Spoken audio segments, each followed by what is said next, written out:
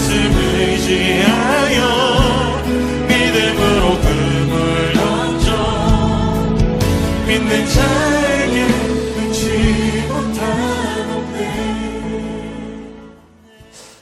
여러분 반갑습니다. 또 하루가 열렸네요. 하루하루가 하나님께서 우리에게 주시는 소중한 선물로 여겨집니다. 참 감사하지요. 오늘도 복된 하루, 힘찬 하루 살아가시게 되길 바라겠습니다. 특별히 오늘도 말씀과 함께 하는데요.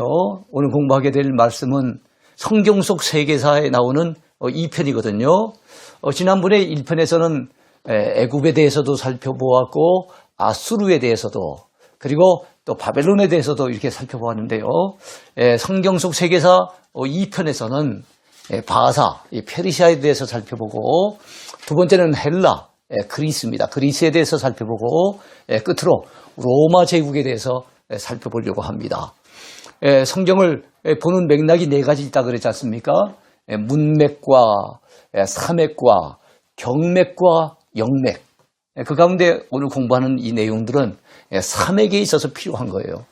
그 당시 시대적인 역사의 배경을 알아야만 성경을 이해하는 데 도움이 많이 되기 때문에 그 기초 지식으로서 이스라엘을 에워싸고 있는 지중해 연안에 있는 여러 나라들을 또 성경 속에 나와 있는 그들의 영향력을 함께 살펴보는 것은 대단히 유익하리라고 생각합니다. 자, 그러면은 먼저 생각해 볼 나라입니다. 바사입니다. 바사. 바사는 한자로는 파사라 그러죠. 파사. 그래서 우리 성경에 나와 있는 바사라는 표현은 한자식의 표현이라 이렇게 보시면 되겠어요. 자, 일반적으로는 역사책에 페르시아라고 나와 있습니다. 페르시아 왕자. 그런 말 들어보셨죠? 현재 하면은 어느 나라겠습니까? 이란에 해당됩니다. 이란. 이 이란이라고 하는 나라는 한때는 미국하고 굉장히 친했어요. 옛날에 팔레비 왕조라고 하는 왕조가 있었는데 그 팔레비 왕조 때는 아주 대표적인 중동의 친미 국가였습니다. 그런데 1979년에 이란에서 뭐가 일어나는가 하면 이슬람 혁명이 일어났어요. 그래서 이란이라고 하는 나라가 민주주의 나라가 아니라 이슬람이 지배하는 그런 나라가 되면서 지금은 대표적인 이제 반미 국가가 되어 있습니다.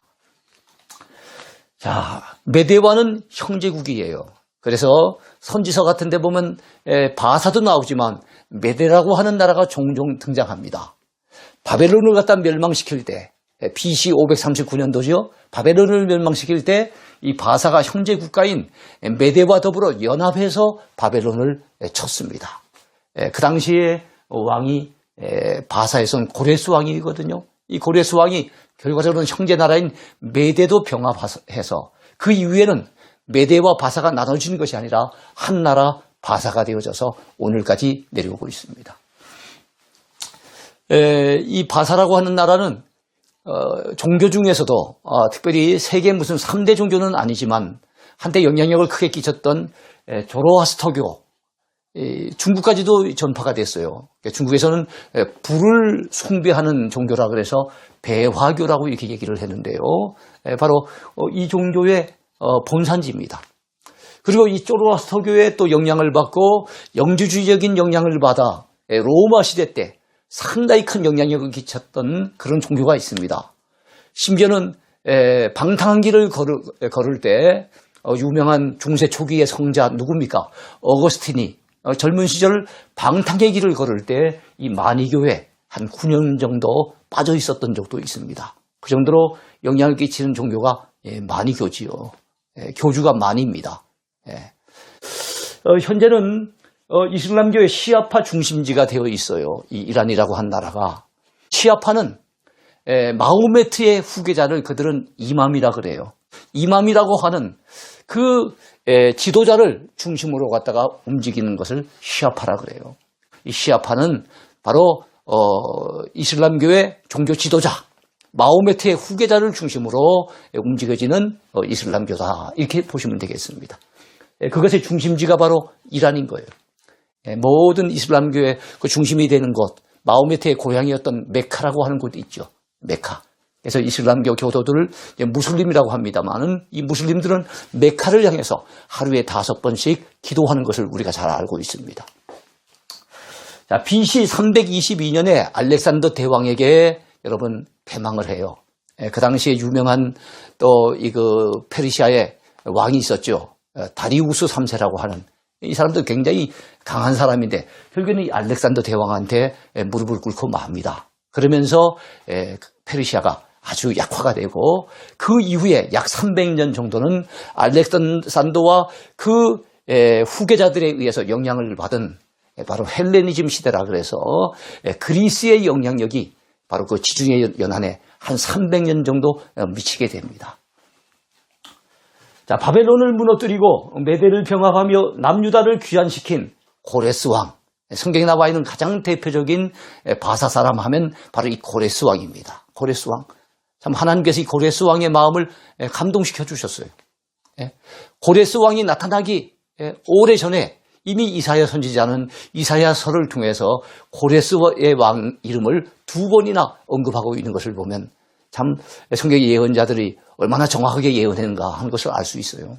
뭐 그들의 힘이겠습니까? 하나님이 알려주시고 깨우쳐 주시니까 그게 예언을 한 거겠죠. 그 다음에 다리오 왕. 다리오 왕이 또 유명합니다. 또 에스더를 왕비로 삼은 아하수에로 왕. 아하수에로 왕의 왕비가 바로 에스더 아니겠습니까? 다음에 에스라와 느헤미야를 도와준 아닥사스다 왕. 다 이게 바사 왕들인 거예요. 또 다니엘을 신임한 메대인 다리오 왕.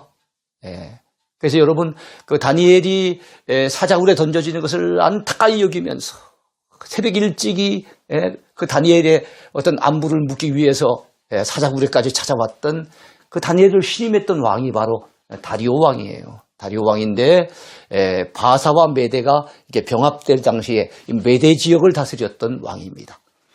그 다음에 하만 총리, 아까 아하수에로 왕의 왕비가 에스더였던 것처럼 아하수에로 왕의 그 밑에 총리 역할을 했던 사람이 누군가 하면 하만이에요. 이 사람이 아주 교만한 사람인데 에스더의 오라비 누굽니까? 모르드게.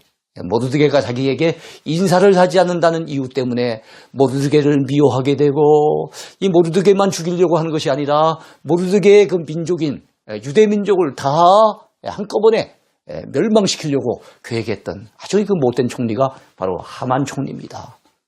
그렇지만 하나님의 섭리 가운데 완전히 역전이 되어져 가지고 하만 총리와 그의 온 가족이 여러분 모르드게를 잡아 죽이려고 높은 짱대를 준비해 놓지 않았습니까? 그 짱대 본인들이 매달려 결국엔 죽게 되고 말았어요. 이 하만의 처는 세레스고요. 빅단과 데레스라는 사람은 그 당시에 그 음모를 꾸며가지고 쿠데타를 일으키려고 준비하다가 마침 그것을 모르드게가 그것을 보고 신고했어요. 그 사람이 바로 빅단과 데레스입니다.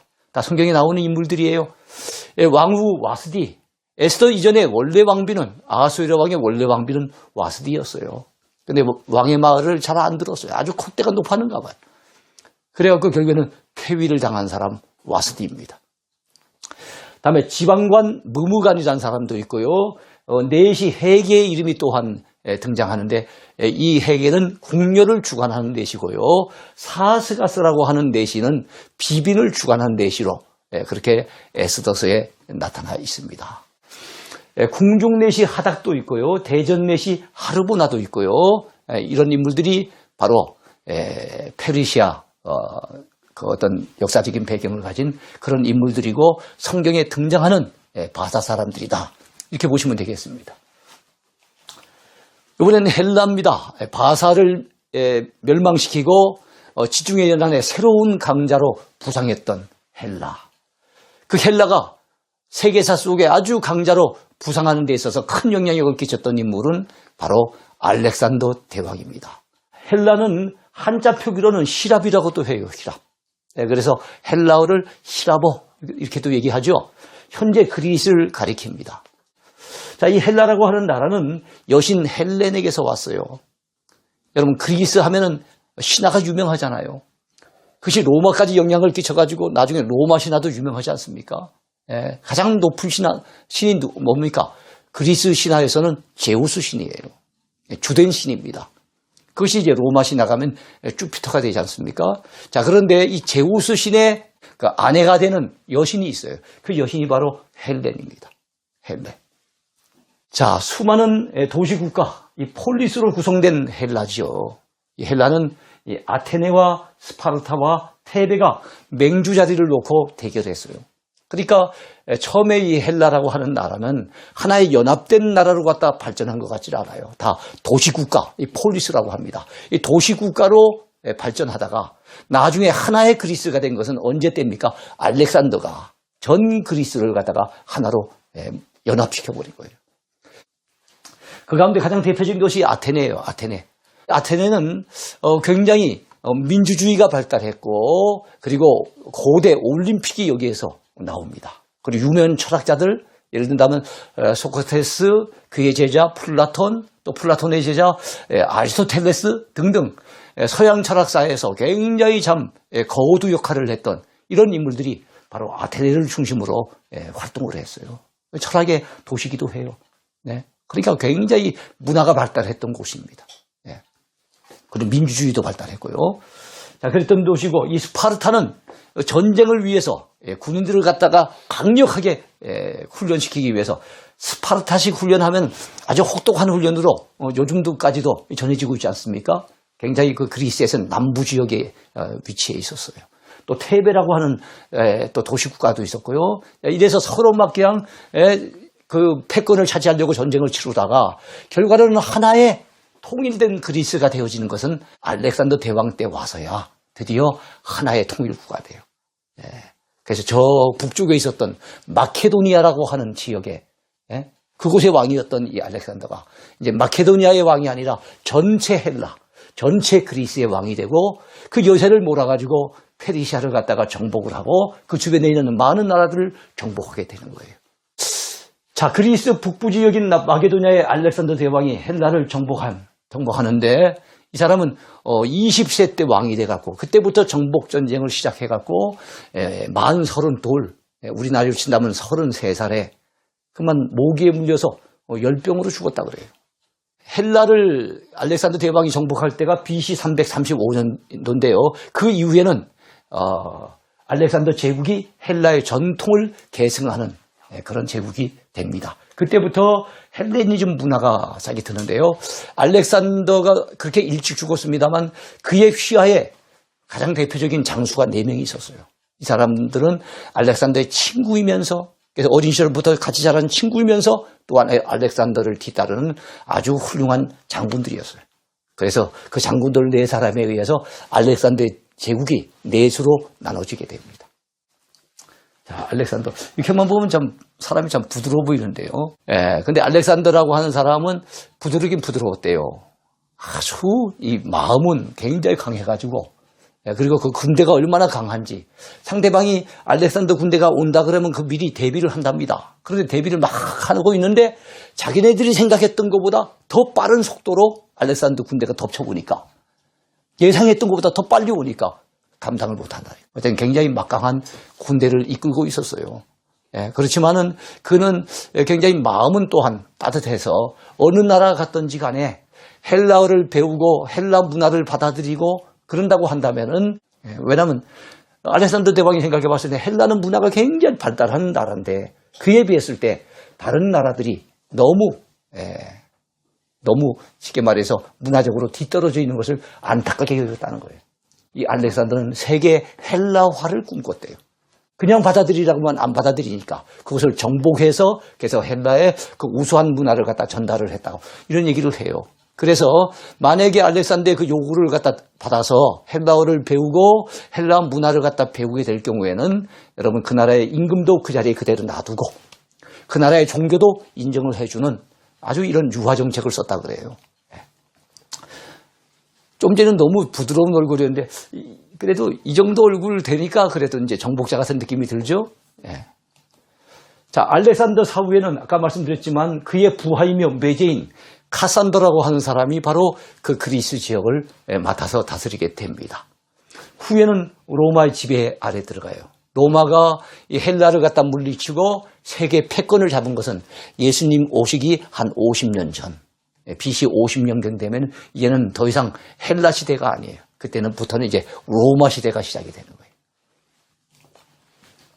서양 철학의 발상지이며 서양 문화의 양대 조류 중 하나인 헬레니즘의 원류를 이루는 곳, 그것이 바로 그리스입니다.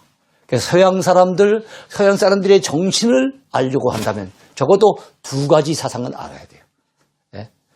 서양 사람들의 그 정신세계의 그 밑바탕에 있는 두 가지 사상. 하나는 헤브라이즘, 히브리 민족에서 영향받은 바로 기독교 사상. 그것이 서양 사람들의 밑바탕에 깔려 있어요. 두 번째는 헬레니즘, 그리스 사람들에게 영향을 받아서 인본주의적이고 또 민주적이며 이성 중심의 어떤 사고를 가진 이런 사고가 바로 이 유럽 사람들 그 밑바탕에, 달리 말하면 서양 사람들의 밑바탕에 있다는 거 참고적으로 아세요. 그 양대 조류 가운데 헤브라이즘은 그 출발이 이스라엘이지만 헬레니즘의 출발점은 바로 이 그리스입니다. 고대 민주주의의 꽃을 피우기도 했어요. 가장 대표적인 시대가 바로 페리클레스 시대입니다. 근대 민주주의는 영국으로부터 시작이 됐죠. 그러나 고대 민주주의를 따져 올라가면은 바로 그리스, 그 가운데서도 아테네로부터 시작이 됐어요. 이 페리클레스라고 하는 분이 아주 훌륭한 왕입니다. 그리고 바로 그 시대 때 머리를 세워놓고 하면 그리스의 수도인 아테네에 가보면은 거기 대표적인 유네스코에서 지정한 인류 문화, 인류의 어떤 그 문화재 가운데 제1호가 되는 게 있어요. 그 1호가 뭐겠습니까? 파르테논 신전이에요. 파르테논 신전. 파르테논 신전이 바로 이 페리클레스 시대에 세워졌다 그래요. 이 페리클레스 시대 때 세워졌던 파르테논 신전은 자발적으로 아테네 시민들이 정말로 자기 나라의 어떤 자긍심을 위해 가지고 스스로가 이게 돈을 내 가지고 그래서 그걸 세웠다 그래요. 자, 헬라어는 알렉산더 시대 이후에 로마 제국에서도 동로마 지역에서는 뭡니까? 공용어로 각광을 받습니다. 자, 헬레니즘 시대 때 계속 공용어가 헬라어였어요. 그리고 로마가 여러분 지배하는 그때에도 초기에는 공용어가 헬라어였어요. 그리고 서서히 로마가 둘로 나눠지는데 서로마와 동로마로 나눠지죠. 그때 서로마 쪽은 라틴어가 이제 중심이 되는 반면에 동로마 쪽은 여전히 헬라어가 공용어가 되더라 하는 거예요. 자, 제우스 신을 비롯한 여러 신을 섬기는 다신교 경향을 띄었어요. 그리고 기독교적인 종교적인 색채를 따진다면 그리스 정교회의 중심지가 되어 있습니다. 이 정교회란 말은 정통교회 이런 뜻이겠죠. 그리스 정교회는 교리적인 거는 오히려 개신교 쪽에 더 가깝고, 그 다음에 의식을 갖다가 한다든지 이런 어떤 진행하는 어떤 미사라든가 이런 것들은 보면 또 로마 가톨릭 쪽에 좀 더 가깝습니다. 어쨌든 그리스 정교회의 중심지가 바로 이 그리스예요.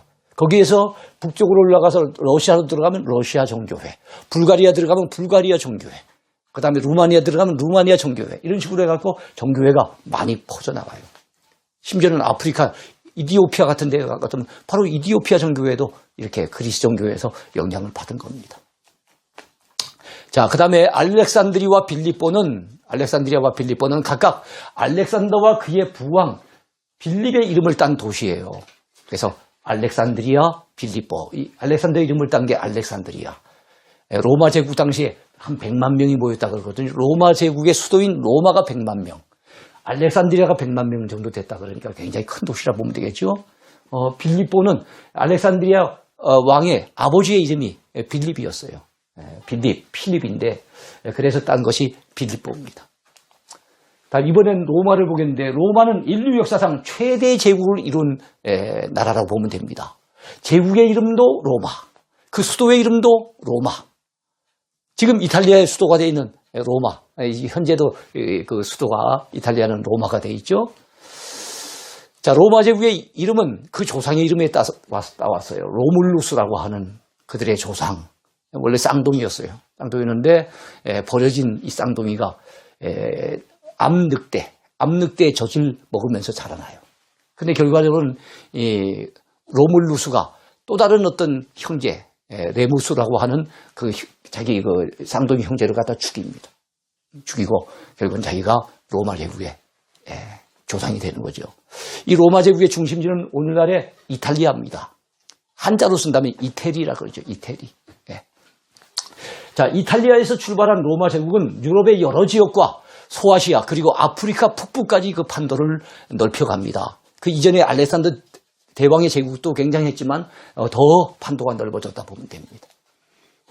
자, 그러니까 여러분 그 넓은 지역을 갖다가 다스리려고 한다면은 곳곳마다 로마에 대해서 대항을 해갖고 혹시 쿠데타가 일어날 수 있잖아요. 그럼 빨리 가서 제압을 해야 되니까 도로가 잘 닦여야 되잖아요. 예? 그 다음에 로마의 그 많은 나라를 갖다가 여러분 공평하게 좀 잘 다스리려면 법 제도가 잘 정비가 되어 있어야 되겠죠. 그래서 로마 하면은 이 도로가 잘 닦였어요. 특별히 군도, 군인들이 달려갈 수 있는 군도가 잘 닦였는데, 간선도로, 직선도로 이걸 갖다 같이 합치면은 약 15만 킬로 정도, 도로를 한 15만 킬로 정도 닦았대요. 도로 공사 보이는 장면인데요. 맨 밑에는 모래가 있고 그 위에는 자갈이 있고 그 위에는 모래와 자갈에다 시멘트를 부어가지고 하고 그 위에다가 여러분 넓적한 돌을 갖다 해가지고 상당히 단단하게 했어요. 여러분 이게 2000년 된 로마의 군도인데 아직까지 멀쩡히 남아있는 부분이 있어요. 아직까지도 2000년이 지났는데도 멀쩡한 로마의 도로 보잖아요. 이거는 아마 미국 인디애나주 같은데요. 이게 6년밖에는 안 된 도로인데 곳곳마다 막 패여 있죠. 미국은 좀 나죠. 우리 한국은 뭐 도로 닦으면 얼마나 땜질을 많이 합니까? 근데 2000년 된 도로가 아직까지도 멀쩡한 데가 있다 그러니까 그 당시 로마의 도로 닦는 기술이 엄청났다는 것을 알 수가 있습니다. 원로원 중심이던 로마가 황제가 다스리는 로마가 됩니다. 이거를 제정 로마라고 얘기하는데요. 자, 그것은 줄리어스 시저의 양아들 옥타비아누스 때부터예요. 사실은 이 줄리어스 시저가 황제가 되려고 시도를 했어요. 그런데 브루투스라고 하는 자기가 총애하던 사람한테 생각지도 아니하게 결국에는 피살을 당합니다. 그래서 브루투스 노마저라고 하는 말이 유명하잖아요. 시저가 그 당시에 로마를 갖다 강대한 로마를 키우는데 큰 역할을 했던 사람이에요. 세계 4대 영웅 중에 한 사람이라 그러잖아요. 사람은 보고 싶은 것을 보고 듣고 싶은 것만을 들으려고 한다. 뭐 이런 표현들 요즘도 쓰지 않습니까? 그 시저가 했던 말이에요. 자, 그런데 시저를 줄리어스 시저 이게 영어식 표현이에요. 그러니까 줄리어스 시저 이 줄리어스에서 온 게 뭔가 하면 줄라이 오늘 7월 달을 줄라이라 그러죠. 시저의 생일이 바로 그때 있었다는 거예요. 그래서 시저를 갖다가 그 당시 말인 라틴어로 발음을 하면 카이사르가 됩니다. 카이사르. 이 카이사르를 성경에서는 가이사라고 얘기한 거예요. 그래서 자신은 황제가 되기를 꿈꿨지만 황제가 되지 못했어요. 근데 그가 양자로 키웠던 양아들 옥타비아누스가 결과적으로는 여러분 첫 번째 황제가 됩니다. 그래서 그 사람을 가이사 아구스토라 그러는데요. 이 가이사 아구스토는 예수님의 탄생할 당시의 황제예요. 그러니까 첫 번째 황제가 예수님 탄생할 당시의 황제라는 거예요. 이해하시겠죠? 가이사 아구스토. 그래서 이 아우구스투스예요. 존엄자라고 한 뜻인데 원로원에서 당신은 로마를 다스려 주세요. 당신은 존엄한 자입니다. 이래가지고 붙여진 별칭이 아구스토입니다. 이 아구스토에서 온 것이 8월 달이에요. 오거스트라 그러고 8월 오거스트라 그러죠. 이 사람의 생일이 8월에 있었다고 그래요. 초기의 황제들은 가이사 아우구스투스, 그 다음에 그의 아들 티베리우스, 칼리큘라, 클라우디우스, 네로 등등이 있어요. 이 네로는 정신이 좀 이상한 사람이죠.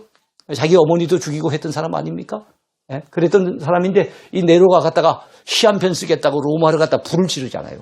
로마 시민들이 막 불같이 막 일어나게 되죠. 그러니까 그걸 감당을 못하니까 뭔가 희생양을 갖다 찾아야 될 것 아닙니까? 기독교 신자들에게 그 책임을 돌렸어요. 뭐라고 합니까? 기독교 신자들은 불을 좋아하는 사람들이다. 그놈들이 불을 냈다. 왜냐하면 그들은 평소에도 불을 좋아해서 자기 신에게 불을 내려달라고 늘 기도한다는 거예요. 무슨 불이겠습니까? 성령불이죠. 그리고 이 기독교 신자들은 아주 이거 참 진짜 짐승 같은 사람들인데 왜냐하면 사람의 살을 먹고 사람의 피를 마시는 놈들이다. 이런 거예요. 그럼 뭘 얘기하겠습니까? 성찬식 하는 걸 갖다 그렇게 빗대는 거예요. 그래서 네로 황제 당시에 어쨌든 우리 기독신자들이 참 엄청나게 핍박을 받았습니다. 로마 제국의 판도가 넓어짐에 따라 콘스탄틴 대제는 330년의 수도를 콘스탄티노플로 옮기게 됩니다. 이 콘스탄티노플을 자기 이름을 땄어요. 원래 이름은 비잔티움. 그리고 오늘날의 이름은 이스탄불이에요. 예, 터키의 수도는 아니지만 터키에서 가장 큰 도시입니다. 그리고 가장 유명한 도시죠. 예. 자, 로마와 콘스탄티노플로 로마의 중심이 둘로 서서히 갈라지면서 나중에는 서로마와 동로마로 나누어지게 됩니다. 자, 로마 제국이 동서로마로 분리되게 된 것은 395년에 데오도시우스 황제. 이분은 우리 기독교로서는 또 잊을 수 없는 분이죠. 예, 로마의 종교는 기독교다. 그래서 국교화를 선언했던 사람이 데오도시우스 황제거든요. 예, 그랬던 사람인데 그의 두 아들에게 각각 동서로 갔다 로마를 나누어 줍니다. 그러면서 서서히 동서로마가 분리가 되는 거예요. 자, 동로마를 비잔틴 제국이라고 얘기를 해요. 비잔틴 제국. 서로마는 라틴어가 통용이 되고 동로마는 헬라어가 통용이 됩니다. 헬라어. 그러니까 언어가 달라요. 벌써. 그 다음에 서로마는 법 중심의 문화였지만 동로마는 바로 그리스를 중심으로 한 지역이기 때문에 그리스 철학이 발전했잖아요. 그래서 철학 중심의 문화라고 하는 그런 특징적인 차이도 있었어요. 그러니까 여러 가지 지리적으로도 멀리 떨어져 있고 중심지도 서쪽은 로마 시티입니다. 그 다음에 동쪽은 콘스탄티노플. 중심지도 다르고 사용하는 언어도 다르고 그 다음에 문화적인 특징도 다르고 이러다 보니까 서서히 두 로마가 나눠져 버리는 거예요.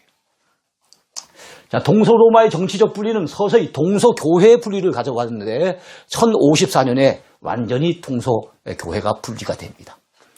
그래서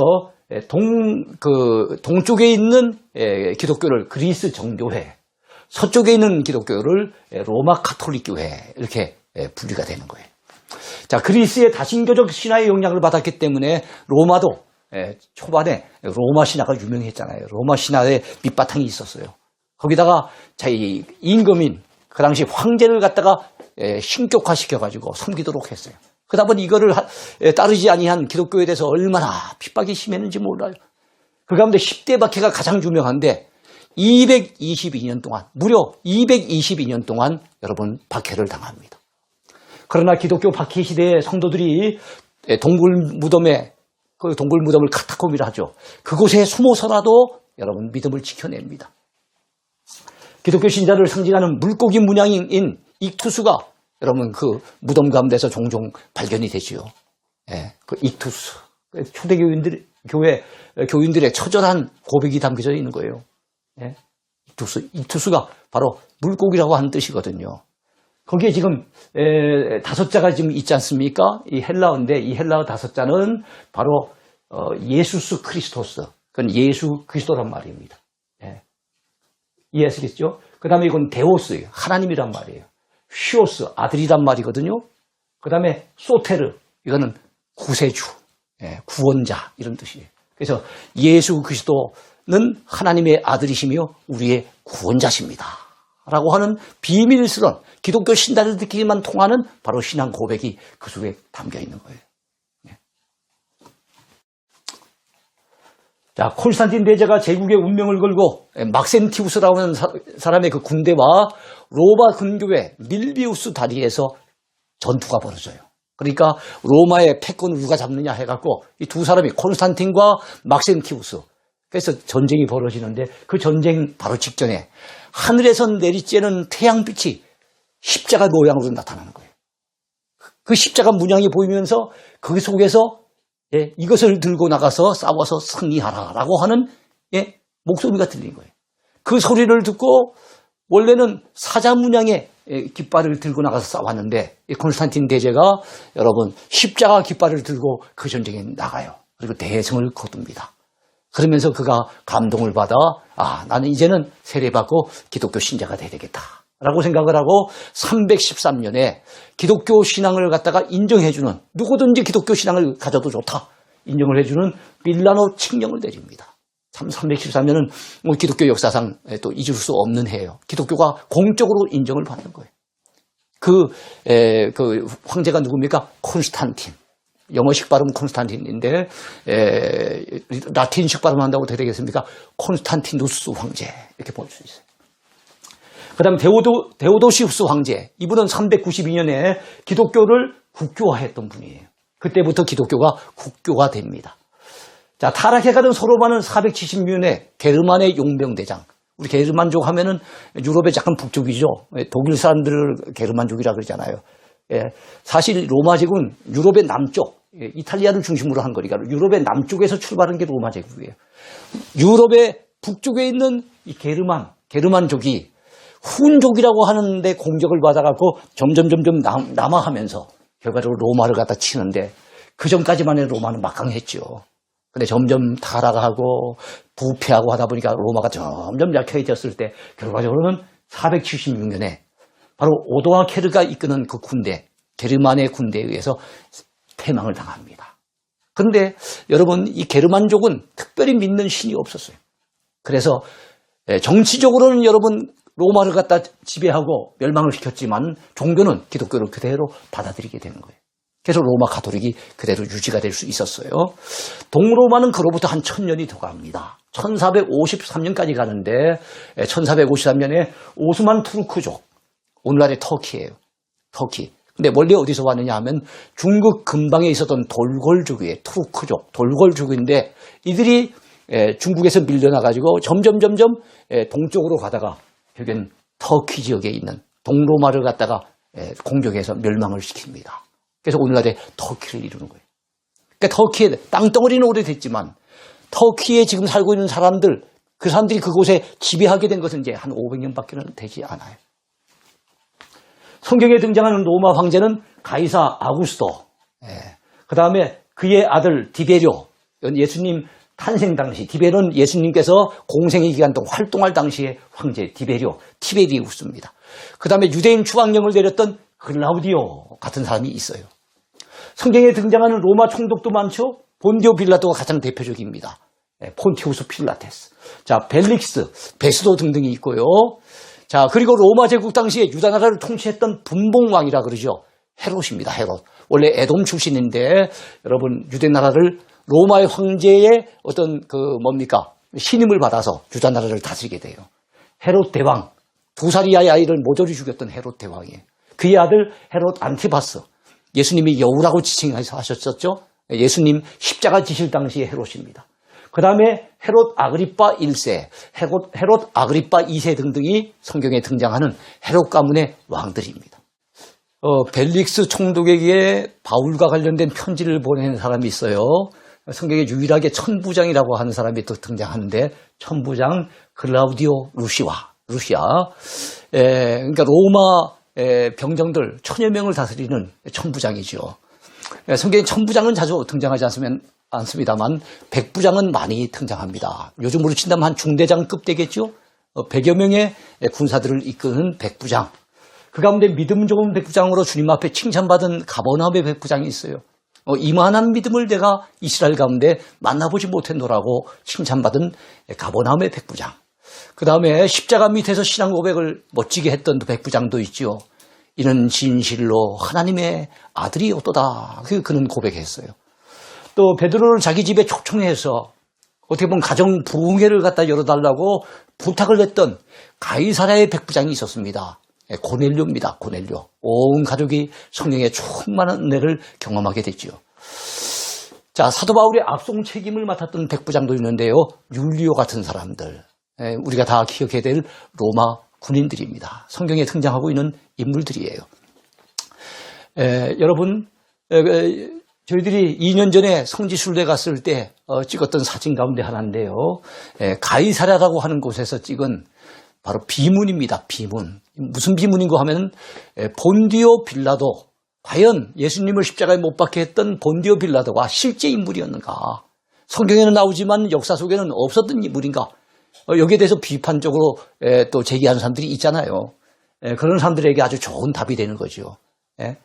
비문이 발견됐는데 아마 1961년도 발견되는 거 얼마 그리 오래되지 않았어요. 근데 여기에 폰티우스 필라테스, 본디오 빌라도의 이름이 선명하게 나와 있는 거예요. 그리고 디베리우스, 디베리오 가이사, 그야말로 그 당시에 로마 황제, 이 사람을 갖다가 본디오 빌라도를 총독으로 임명했던 황제 이름까지 나와 있는 거예요. 자, 이 비문을 한번 볼까요? 로마 황제 이름과 필라테스, 빌라도의 이름이 같이 등장하고 있습니다. 예. 자, 여기까지 우리가 살펴봤습니다만 오늘은 시간이 좀 길어졌지요. 성경에 보면 때가 참에 그리스도께서 여자의 몸에서 나셨다는 말씀이 있어요. 때가 찼어요. 하필이면 로마 시대 때 그 당시에 예수님이 탄생하실 이유가 뭘까요? 하나님이 어떤 뜻과 섭리가 있어서 그 당시에 예수님을 이 땅에 보내셨을까요? 그때는 로마 군도가 잘 닦여져 있어서 세계 곳곳마다 복음 들고 있는 복음의 전사들이 어디든지 달려가기 쉽도록 그렇게 도로가 정비되어 있었습니다. 그 다음에 헬라어라고 하는 공용어가 있어서 이 헬라어 하나만 들고 있으면 어디든지 나가서 또한 복음을 막힘없이 거침없이 전할 수 있는 그런 시대였어요. 그게 얼마나 감사한 일입니까? 하나님께서 다 예비하신 그때 우리 예수님을 이 땅에 보내주신 거지요. 하나님의 은혜와 섭리가 놀랍지 않습니까? 오늘 강의 여기까지입니다. 감사합니다. 하나님의 꿈이 나의 비전이 되고 예수님의 성품이 나의 인격이 되고 성령님의 권능이 나의 능력이 되길 원하고 바라고 기도합니다. 원하고 바라고 기도합니다.